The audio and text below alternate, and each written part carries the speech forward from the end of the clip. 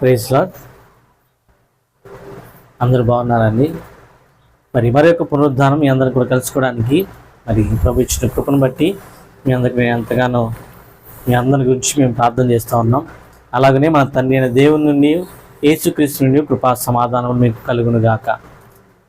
మరి ప్రతి దినము మనము దేవునిలో ఎంతగానో ఎదుగుతూ ఆయన కొరకు జీవించాలని ఆశ కలిగి మనం ఎంతగానో దేవుని వెంబడిస్తూ ఉన్నాం.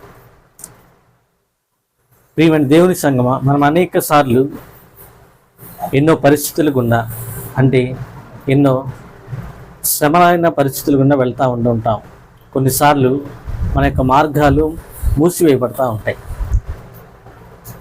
చివరి దాకా వెళ్ళి ఎంతో ప్రయాసపడి ఎంతగానో ఇదిగో కష్టపడి ఆఖరి వరకు వెళ్ళి నిరాశతో వెనక్కి తిరిగి వచ్చేసిన సందర్భాలు అనేకమైనవి ఉన్నాయి. కానీ అలాంటి నిరాశ కలిగిన సందర్భాల్లో కూడా ప్రభు మనల్ని విడిచిపెట్టే దేవుడు కాదు, ఆయన గొప్ప దేవుడు. కనుక అటువంటి గొప్ప దేవుడిని మనం ఆరాధిస్తూ ఉన్నాం. ప్రతి దినము దేవుడు మనతో మాట్లాడాలని ఆయన ఆశపడుతూ ఇష్టపడుతూ ఉంటాడు. ప్రతి క్షణము కూడా ఇదిగో ఆయన యొద్దకు వచ్చేవాడిని ఆయన ఎంత మాత్రము తోసివేసేవాడు కాదు.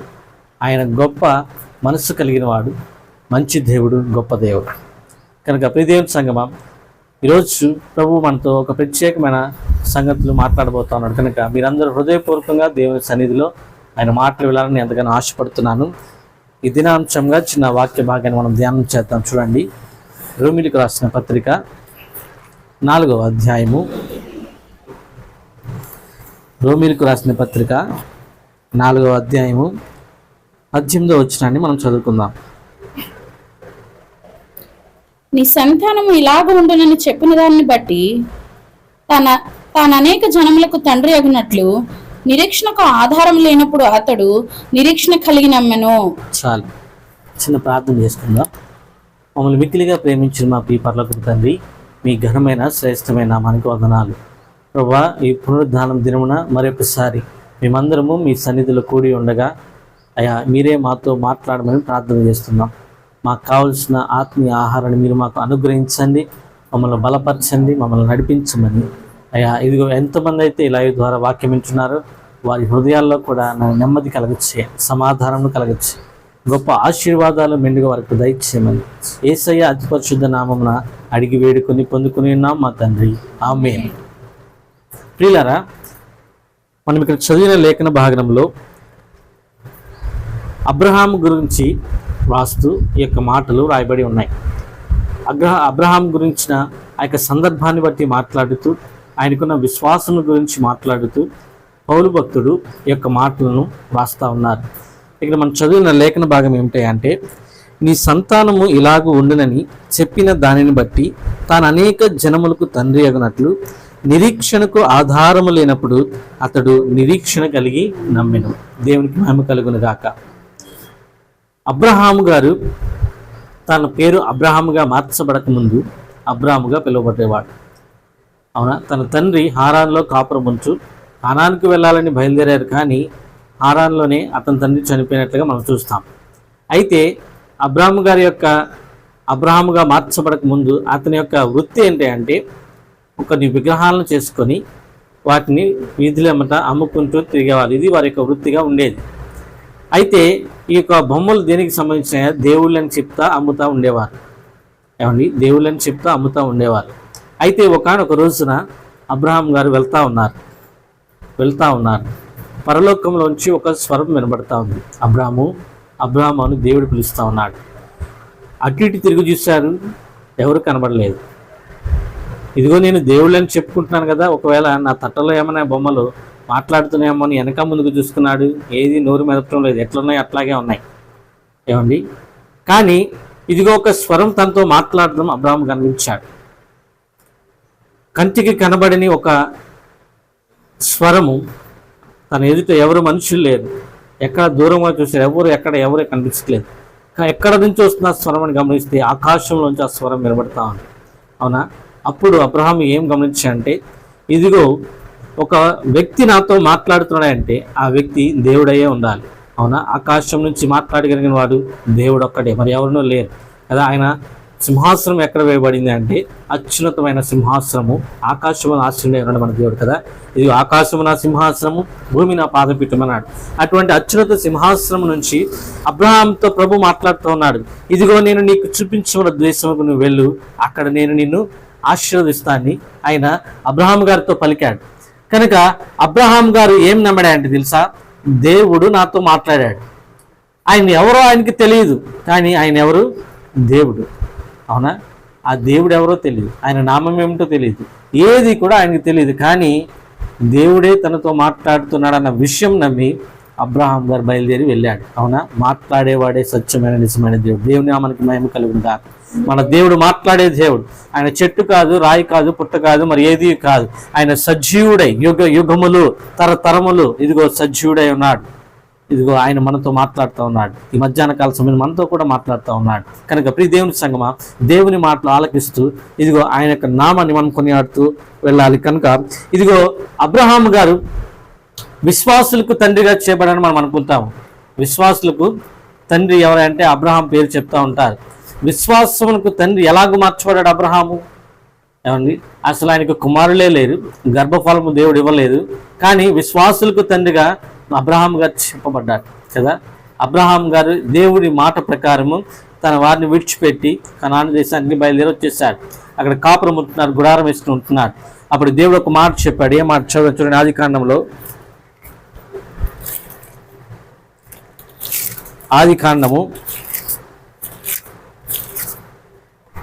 12వ అధ్యాయం చదువుతాం చూడండి.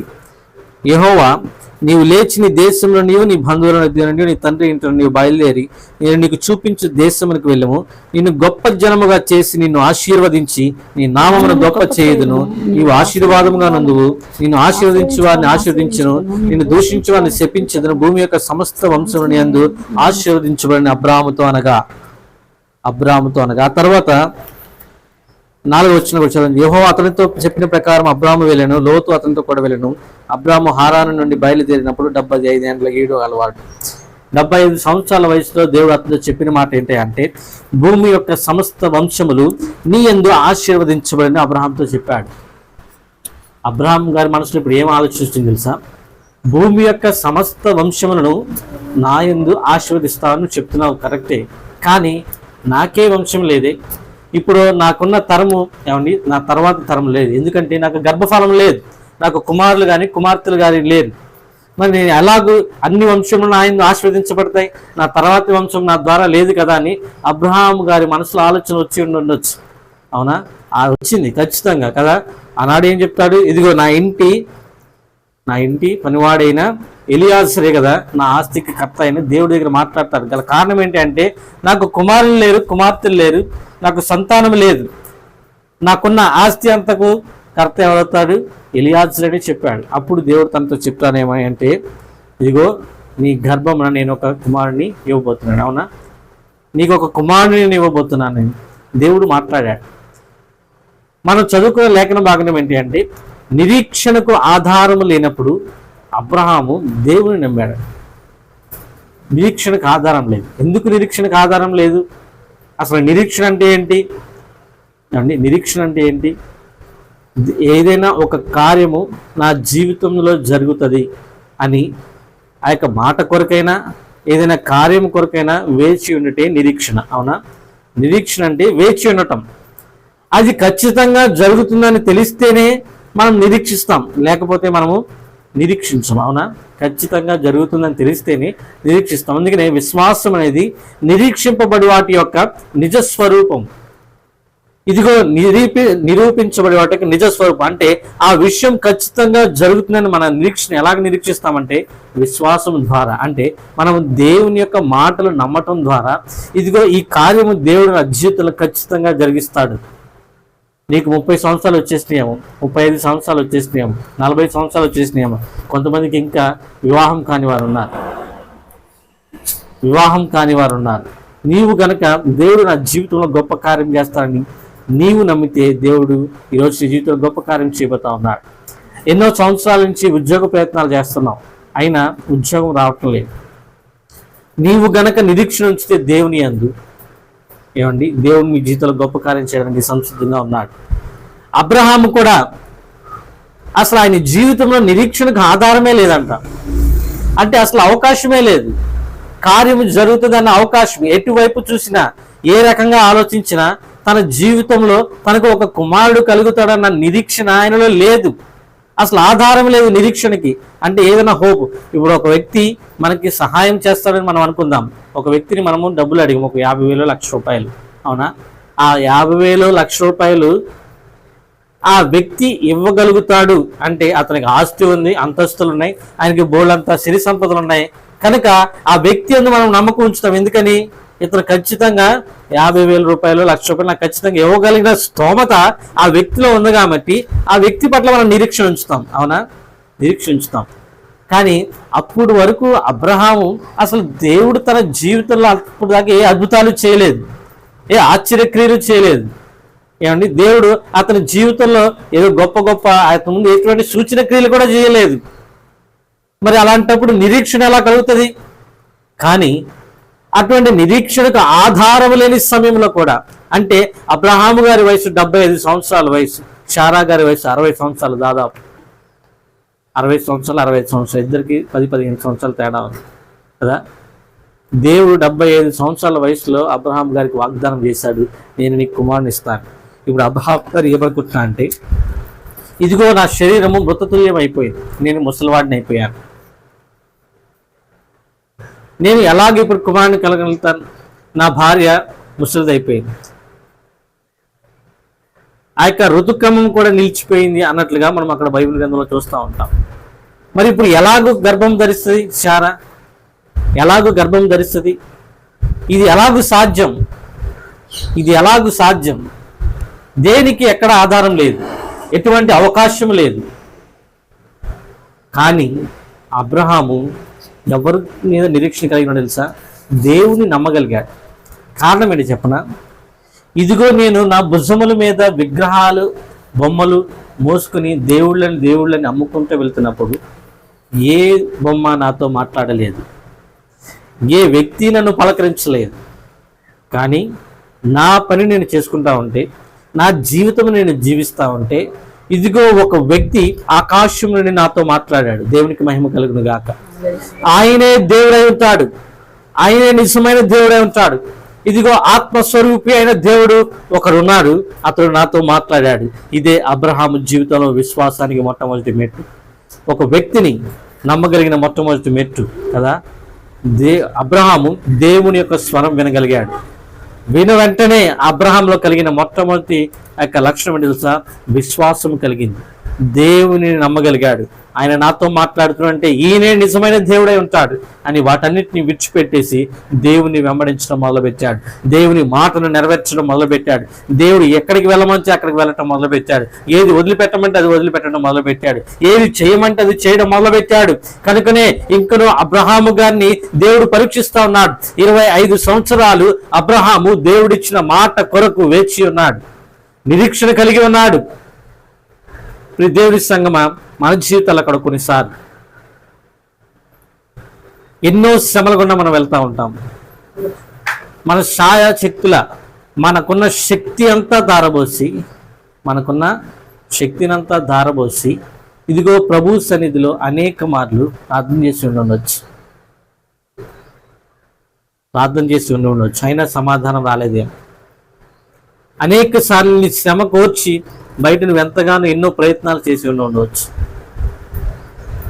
కానీ ఏది ఉపయోగం లేకుండా ఉండవచ్చు. అలాంటి సమయాల్లో మనం అనేక సార్లు మన ఓర్పును కోల్పోతాం, మన సహనాన్ని కోల్పోతాం, విశ్వాసాన్ని కోల్పోతాం, మన నిరీక్షణ కూడా వదిలిపెట్టుకుంటాం. ఇక ఇది నా జీవితంలో జరగదేమో, ఇక ఇది నా జీవితం ఇక ఇంతేనేమో, ఇంతటితో నా జీవితం ముగించబడుతుందేమో అని అనుకుంటున్నావేమో.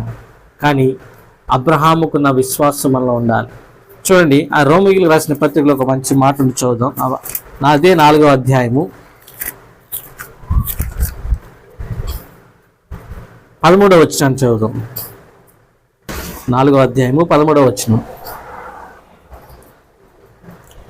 అతడు లోకమునకు వారసుడగునను వాగ్దానము అబ్రహామునికైనను అతని సంతానమునికైనను ధర్మశాస్త్ర మూలముగా కలగలేదు, కానీ విశ్వాసం వలనైనా నీతి మూలముగానే కలిగను. దేవునికి మహిమ కలుగును గాక.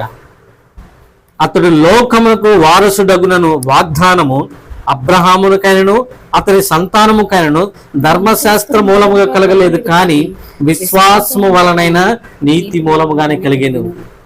మీరు ఈ మాటలు వింటున్నారా? నీ జీవితంలో నీవు గనక విశ్వాసము కలిగిన నీతి నీలో ఉంటే అది ఎలాంటి కార్యమైన దేవుడు దాన్ని సాధ్యం చేయగల దేవుడు. అందుకే దేవుడు అంటాడు కదా, నాకు అసాధ్యమైనది ఏదైనా కలదా? నీవు ఎలాంటి పరిస్థితుల్లో ఉన్నా, ఎలాంటి గడ్డు పరిస్థితుల్లో ఉన్నా, ఎలాంటి శ్రమల కొలిమిలో నీవు ఉన్నా, అగ్ని వంటి మహాశ్రమంలో నీవు ఉన్నా కూడా అయ్యండి తన చేయి పట్టి పైకి లేవనెత్తగల సంసిద్ధుడు మన దేవుడు. దేవుని నామానికి స్తోత్రం కలుగును గాక.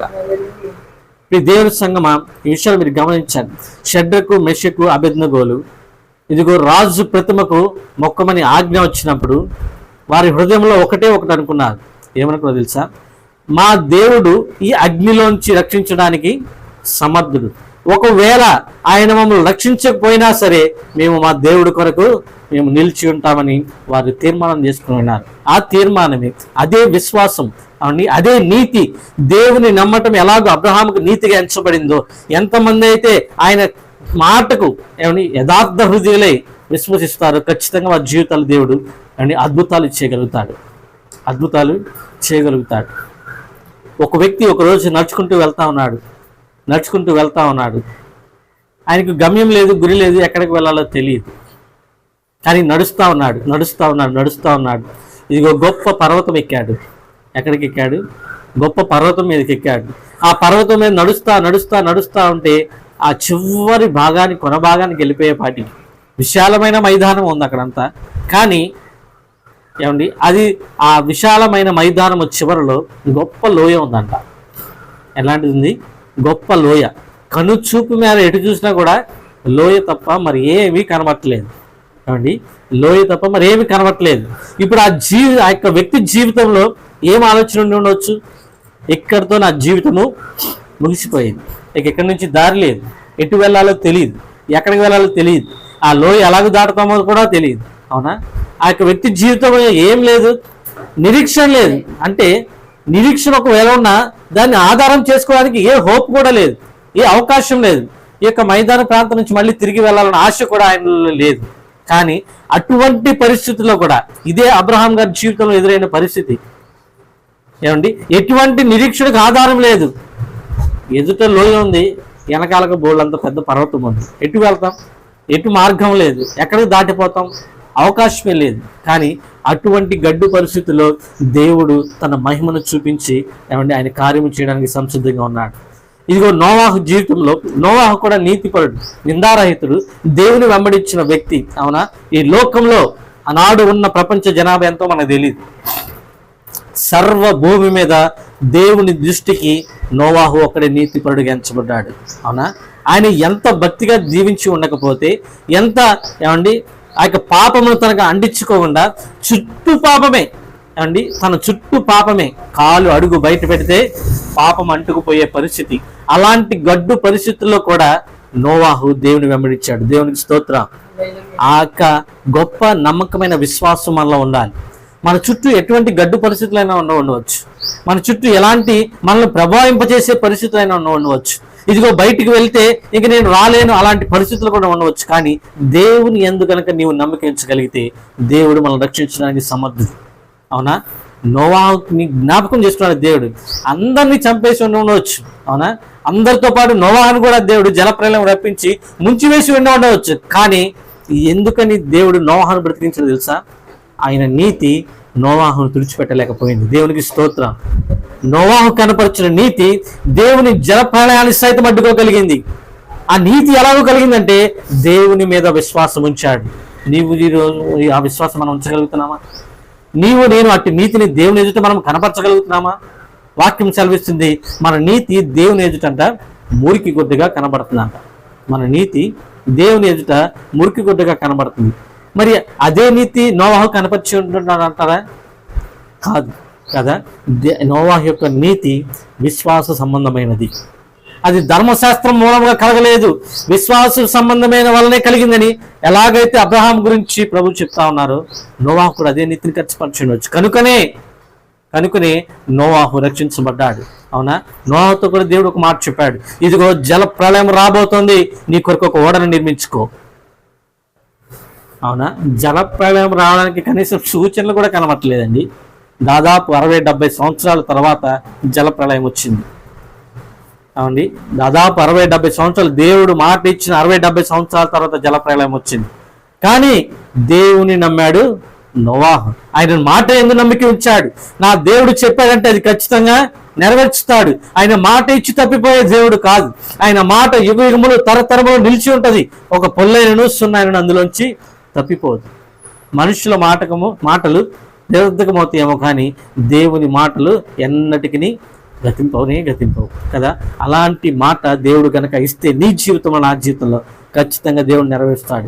ఇదిగో నేను నీకు గర్భఫలం ఇస్తాను దేవుడు మాట ఇస్తే, ఇదిగో దాన్ని ఖచ్చితంగా దేవుడు ఇస్తాడు. ఇదిగో నేను నీకు మంచి ఉద్యోగం ఇస్తాను దేవుడు మాట ఇస్తే ఖచ్చితంగా దేవుడు నెరవేరుస్తాడు. ఈ జీవితంలో, నీ బిడ్డల జీవితంలో, నీ భర్త విషయంలో, నీ భార్య విషయంలో గొప్ప కార్యాలు నేను చేస్తానయ్యా అని దేవుడు గనక ఒక వాగ్దానం దేవుడు నీకు ఇస్తే ఆ వాగ్దానం ఖచ్చితంగా నెరవేర్చగలుగుతాడు. అయితే నీవు నిరీక్షణ కలిగి దాని కొరకు వేచి ఉండాలి. నిరీక్షణ కలిగి దేవుని మాట ఏదైతే ఉందో, దేవుడు నా జీవితంలో గొప్ప కార్యం చేస్తాన్నాడు, నాకు ఇచ్చిన వాగ్దానము, నాకు ఇచ్చిన దర్శనము, నాకు ఇచ్చిన ప్రవచనము, దేవుడు నాకు ఇచ్చిన మాట నా జీవితంలో నెరవేరుస్తాడని నిరీక్షణ కలిగి నువ్వు జీవించాలి. దేవుని సంగమా, నీవు గనక అట్టి నిరీక్షణ కలిగి జీవించగలిగితే, ఇదిగో ఆనాడు విశ్వాస మూలముగా ఇదిగో ఎలాగైతే అబ్రహాము కుమారుని పొందుకున్నాడు, అలాంటి గొప్ప కార్యం దేవుని నా జీవితంలో చేయబోతా ఉన్నాడు. దేవునికి స్తోత్రం, హల్లెలూయా. ఈ హేతువు చేతను ఆ వాగ్దానము యావత్ సంతతికి, అనగా ధర్మశాస్త్రము గలవారికి మాత్రము కాక అబ్రహామునుకున్నట్టు విశ్వాసము గలవారికి కూడా దృఢము కావాలనని కృప అనుసరించినదై ఉన్నట్లు అది విశ్వాస మూలమైనదాయను. ఆమేన్. ఏ హేతువు చేత? ఏమండి, దేవుని విశ్వాసం, దేవుని పట్ల విశ్వాసం, ఇదే ఆ హేతు. అబ్రహాముకి ఏదైతే వాగ్దానం చేశాడో, ఎంతమంది అయితే ప్రభువును నమ్ముతున్నారు, యేసే నా రక్షకుడిని ఎంతమంది అయితే సొంత రక్షకుడిగా అంగీకరించారో, ఎంతమంది అయితే ఆయన రక్తంలో కడగబడ్డారో, ఎంతమంది అయితే ఇదిగో ప్రభు వస్తున్నారని నిరీక్షణ కలిగి ఉన్నారో, వారందరికీ కూడా ధర్మశాస్త్రము సంబంధమైన సున్నతి పొందకపోయినా ఏమండి, యేసు రక్తంలో కనుక కడగబడితే ఏమండి, విశ్వాస సంబంధమైన మన జీవితంలో కూడా అబ్రహాముకి ఇచ్చిన వాగ్దానం మన జీవితంలో కూడా దేవుడు నెరవేర్చడానికి సంసిద్ధంగా, దేవునికి మహిమ కలుగును గాక. హల్లెలూయా. కనుక ప్రియ దేవుని సంగమా, ఇదిగో నిరీక్షణకు ఆధారం లేనప్పుడు అబ్రహాము తన జీవితంలో ఎలాగైతే నమ్మకం కలిగి ఉన్నాడో దేవుని పట్ల, మనము కూడా ఈ రోజున దేవుని కొరకు నిరీక్షణ కలిగి ఉండాలి. అవునా? మనం ఎప్పటి నుంచో ఎన్నో వాక్యాలు వింటా ఉన్నాం కదా. ప్రతిసారి దైవజనులు ఏం చెప్తారు తెలుసా? 2000 సంవత్సరాలైంది యేసుక్రీస్తు ప్రభువారు ఈ లోకంలో పుట్టి మన పాపముల కొరకు ఆయన చనిపోయాడు. మన యొక్క శాపమును విరగొట్టడానికి, మన శాపం నుంచి, పాపం నుంచి మనల్ని విడిపించడానికి ఆయన తన యొక్క పరిశుద్ధమైన రక్తాన్ని మన కొరకు చిందించాడు. అయితే ఇదిగో ఆయన ఉండే స్థలంలో మనం ఉంచడానికి ఆయన మళ్ళా రాబోతున్నాడు అని 2000 సంవత్సరాల నుంచి వాక్యం విరివిగా ప్రకటించబడతా ఉంది. ఒకవేళ ఈ వాక్యం లేదనుకుందాం, అవునా? ఈ వాక్యము చాలా మందికి తెలియని వారు ఏమనుకుంటారంటే, మాటలు చాలా ఉన్నాయి ఇందులో, దేవుడు వస్తాడు, ఆయన వస్తాడు అని చాలా సంవత్సరాలు చెప్తున్నారు. అవునా? మన ముందు తరాల వారికి చెప్పారు, మన తరాల వారికి కూడా ఈ వాక్యం చెప్పబడుతుంది. అయితే ఇదిగో ప్రభు వస్తున్నాడు అని చాలా మంది ఏం చేస్తారో తెలుసా? అలక్ష్యం చేసేవారు ఉన్నారు. అంటే ప్రభు యొక్క రాకడ కోసము కనిపెట్టి ప్రార్థన చేసేవారు లేరు ఈ రోజు. ఎందుకని? అవునా? ఎందుకని? వారికి వాక్యం సరిగా తెలియదు, దేవుని పట్ల విశ్వాసం వారికి లేదు, దేవుని మాటలు వారు నమ్మలేదు కదా. దేవుని మాటలు నమ్మితే ఎందుకని? రాకడ కొరకైన సూచనలు ఏం జరుగుతాయో, అంత్యకాల దినముందు ఏ సంగతులు సంభవించబోతున్నాయో, అంత్యకాల దినముల్లో ఇదిగో ప్రభు రాకడక ముందు ఏ యొక్క సూచనలు, ఏ యొక్క అద్భుతాలు, ఏ యొక్క కార్యాలు జరగబోతా ఉన్నాయో అవన్నీ కూడా ఈ యొక్క బైబిల్ గ్రంథంలో ప్రచురించబడి ఉన్నాయి.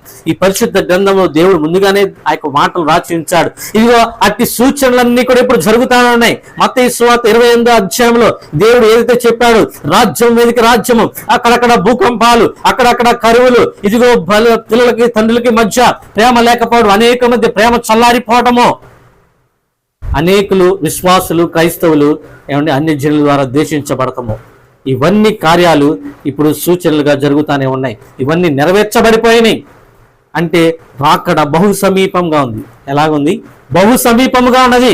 ఇంక నువ్వు విశ్వాసం లేకుండా, దేవుని మాటలు నమ్మకుండా, ఆ ప్రభు వస్తాడు వస్తాడు వస్తాడు ఎప్పుడు వస్తాడు మనకు తెలియదు కనుక ఇంకా మన జీవితం మన ఇష్టం వచ్చినట్లు నువ్వు అనుకుంటే నువ్వు భ్రమలో బ్రతుకుతున్నావు.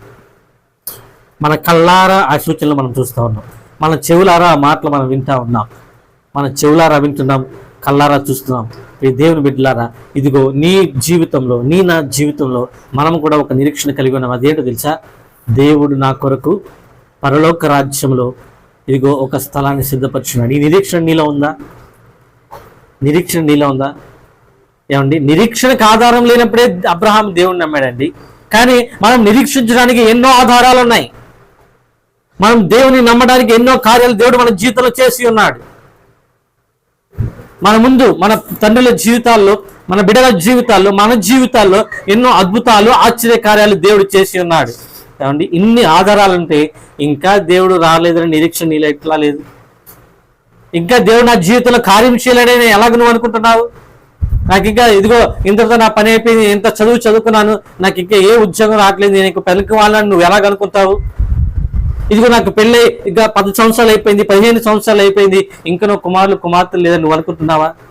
ఇదిగో యవన వయసు వచ్చేసింది, ఇదిగో నాకు ఇంకా వివాహం కాలేదు, నా బిడ్డ ఇంకా మార్పు చెందట్లేదు, నా భర్త మార్పు చెందట్లేదు, నా భార్య మార్పు చెందట్లేదని నువ్వు ఎలాగ అనుకుంటావు? ఎన్నో అద్భుతాలు దేవుడు నీ జీవితంలో చేసి ఉండలేదా? ఎన్నో కార్యాలని నువ్వు రుచి చూచి ఉండలేదా? నువ్వు ఉంచవలసింది ఏంటి తెలుసా? దేవుని మాట యందు కేవలము విశ్వాసం మాత్రం ఉంచుము. అవునా? అందుకే దేవుడు అంటాడు కదా, ఇదిగో నీకు ఆవగింజంత విశ్వాసం ఉండి నెడల ఈ పర్వతం నెత్తి సముద్రంలో పడవేయబడితే అది పడవేయబడుతుందంట. మనకు ఉండవలసింది కొన్నంత విశ్వాసం కాదు, కేవలము ఆవగింజంత విశ్వాసం ఉంటే చాలు. ఇంకో మాట కూడా చెప్పమంటారా? పేతురు గారిని, ఆయన పని ఆయన చేసుకుంటున్నాడు. పేతురు గారు కూడా అవునా, చక్కగా చేపలు పట్టుకుంటున్నాడు, అమ్ముకుంటున్నాడు, మంచిగా డబ్బులు వస్తూ ఉన్నాయి, చక్కగా తన జీవనోపాధి సాగిపోతుంది, కుటుంబాన్ని పోషించుకుంటున్నాడు, మంచిగా హాయిగా సుఖవంతమైన జీవితాన్ని జీవిస్తూ ఉన్నాడు. ఒక వ్యక్తి ఎక్కడి నుంచో వచ్చాడు, ఆయన ఎవరో తెలియదు ఆయనకి. పేతురు, నీవు నన్ను వెంబడించు అని చెప్పాడు. అవునా? పేతురు, నీవు నన్ను వెంబడించంటే వెంబడించాడు. అవునా? అయితే దేవుడు ఏం చెప్పి తెలుసా? నీవు పూర్తిగా నీ వలలను వదిలిపెట్టి వస్తే నేను నిన్ను మనుషులను పట్టు జాగ్రత్తగా చేస్తాను. దేవునికి మహిమ కలుగును గాక. ఈ మాటకు ఆధారం ఎక్కడైనా ఉందా? ఈ మాటకు ఎక్కడైనా నిరీక్షణ ఉందా? మనుషులు పట్టు జాగ్రత్తగా చేస్తా అన్నాడు. ఈ మాటకు ఆధారం ఎక్కడా లేదు. అప్పటి వరకు పేదలు చేపలు పట్టుకోవడం తెలుసు, మనుషులు ఎట్టా పట్టుకుంటామయ్యా అని దేవుణ్ణి ప్రశ్నించలేదు. అడిగాడా? అడగల. దేవుణ్ణి వెంబడించడం మొదలుపెట్టాడు. దేవుని మాటకు విధేయత చూపించడం మొదలుపెట్టాడు. దేవుని మాటకు లోబడటం మొదలుపెట్టాడు. ఆయన ఎక్కడికి వెళ్తున్నాడో ఆయన్ను వెంబడించడం మొదలుపెట్టాడు. దేవునికి స్తోత్రం. నేను అలాగూ చేయాలి. దేవుడు మన జీవితంలో కార్యం చేస్తా అంటే ఊరికి నేను ఎందుకు చేయాలండి? నువ్వు ఎవరు అని దేవుడు నీ జీవితంలో కార్యం చేయాలి? నువ్వు అబ్రహాం కంటే గొప్పవాడివా? మనం దావీదు కంటే గొప్పవారిమా? పేతురు కంటే గొప్పవారమా? ఏమండి, వారి పాద ధూళికైనను మనం సరిపోయేబడి వాళ్ళం కాదు. అయినను దేవుడు వారిని ఎలాగో ప్రేమించాడో మనల్ని కూడా అదే ప్రేమను కనబరుస్తా ఉన్నాడు. దేవునికి స్తోత్రం. దేవుడు మాట ఇస్తే నీవు దేవుణ్ణి వెంబడించడం మొదలుపెట్టు, దేవునితో నడవటం మొదలుపెట్టు, దేవునితో సహవాసం కలిగి మొదలుపెట్టు. ఇన్ని రోజులు నువ్వు ఎలాగో జీవించావో తెలియదు. ఇకనైనా నా జీవితంలో దేవుడు కార్యం చేయాలని ఎంతమంది అయితే ఆశ కలిగి ఉన్నారో దేవుడు ఈ రోజు వారితో మాట్లాడబోతా ఉన్నాడు.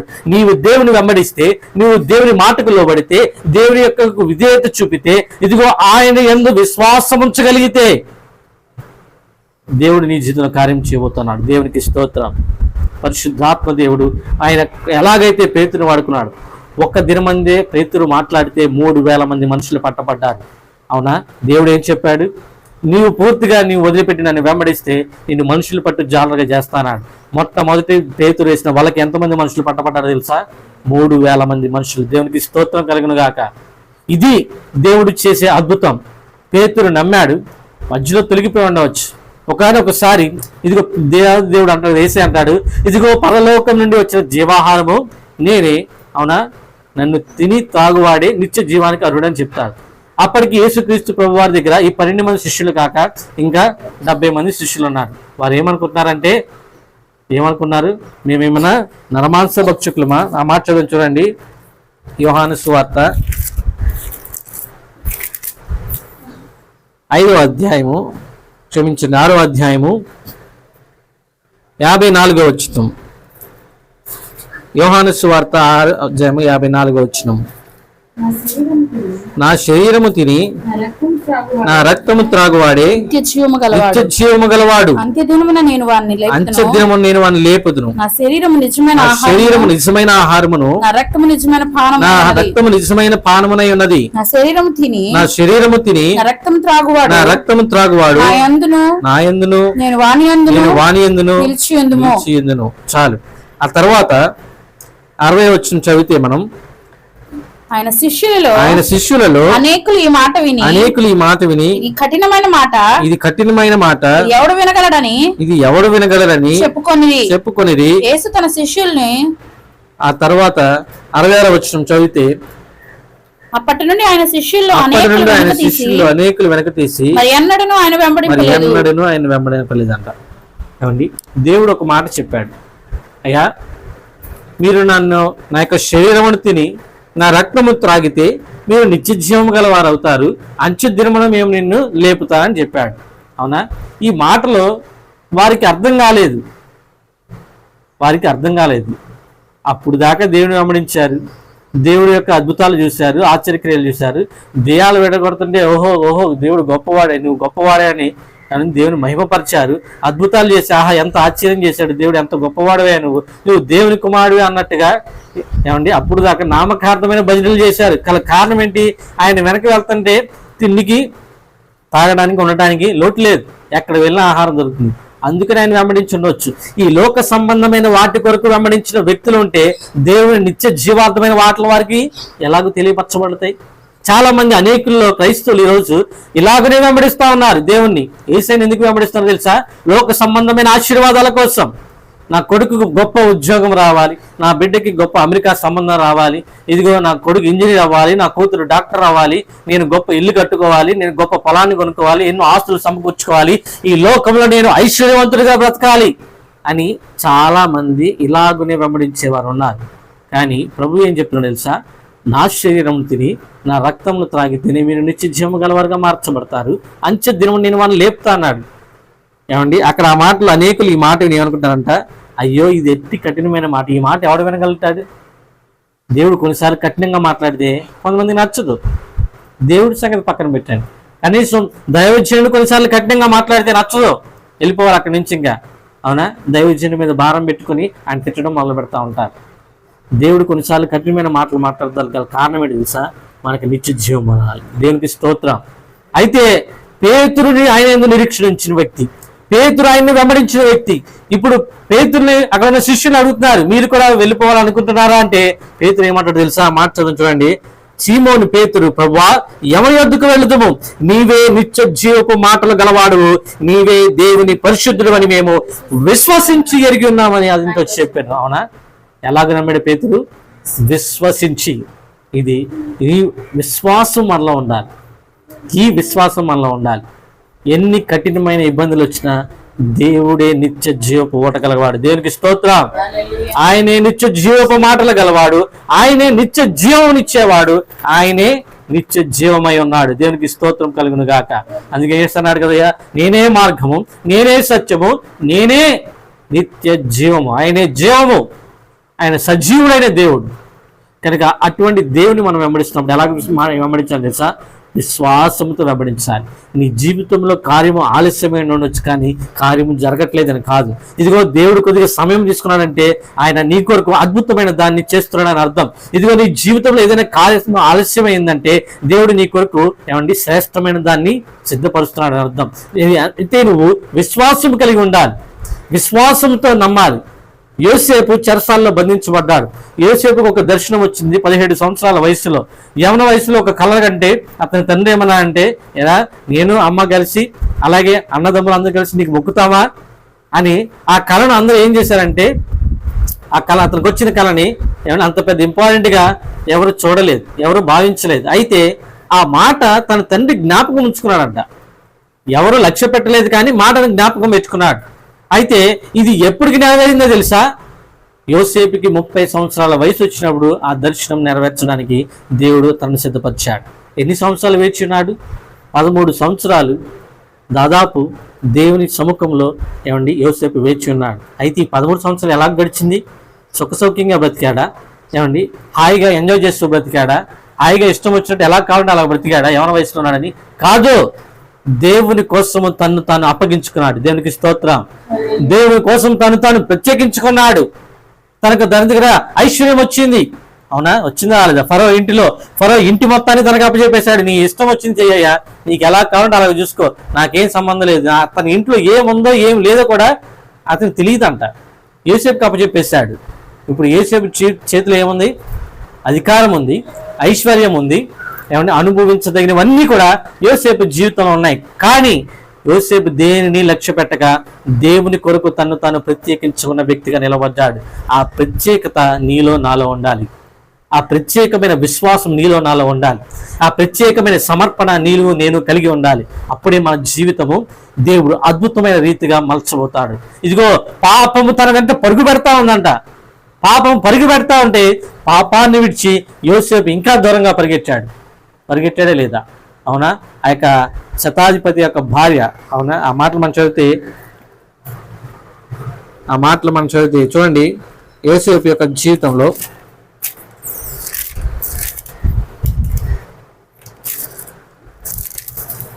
39వ అధ్యాయంలో, ఆది కాండము 39వ అధ్యాయంలో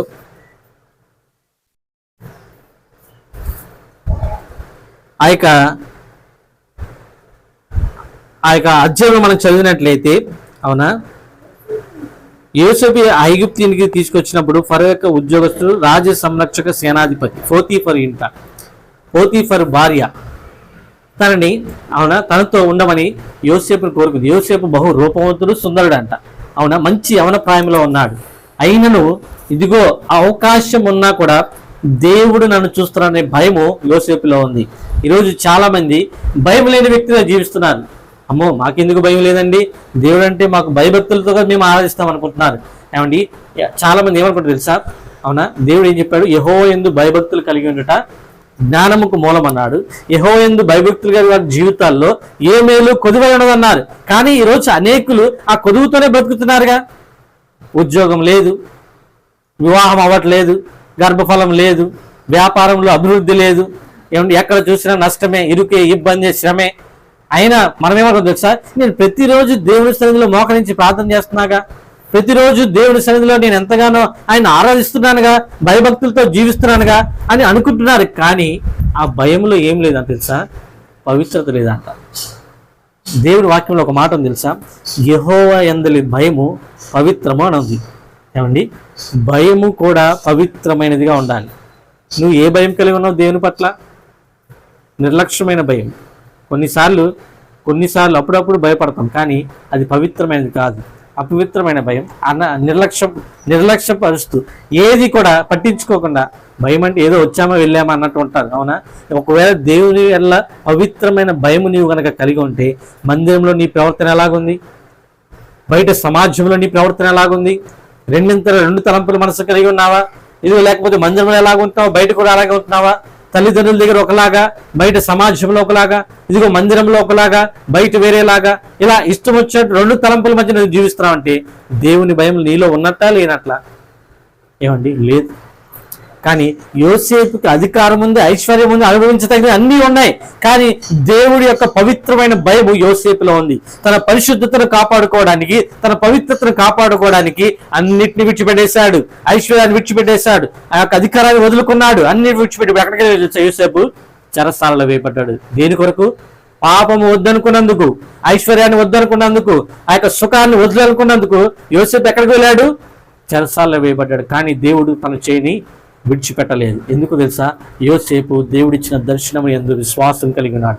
నా యవన వయసులో 17 సంవత్సరాల వయసులో దేవుడు నాకు ఒక దర్శనాన్ని ఇచ్చాడు, అది నెరవేర్చడానికి ఆయన సమర్థుడని యోసేపు ఆ దర్శనాన్ని బట్టి ప్రార్థన చేస్తూ 13 సంవత్సరాలు దేవుని సన్నిధిలో కనిపెట్టి ఉంటే, దేవుడు 30 ఏళ్ల వయసు వచ్చేవాడికి యోసేపు ఐగుప్తుకే ప్రధానిగా మార్చబడ్డాడు. దేవునికి మహిమ కలుగును గాక.